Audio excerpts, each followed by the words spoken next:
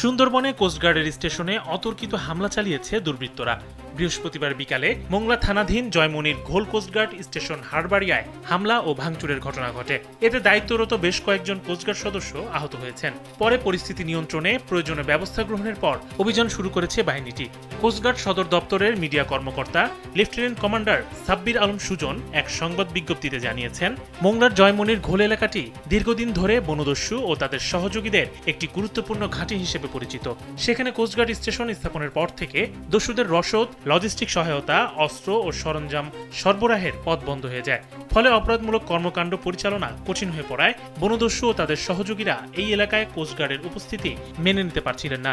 এরই ধারাবাহিকতায় বৃহস্পতিবার একদল দুর্বৃত্ত জয়মনির ঘোল কোস্টগার্ড স্টেশনে অতর্কিত হামলা ও ভাঙচুর চালায়।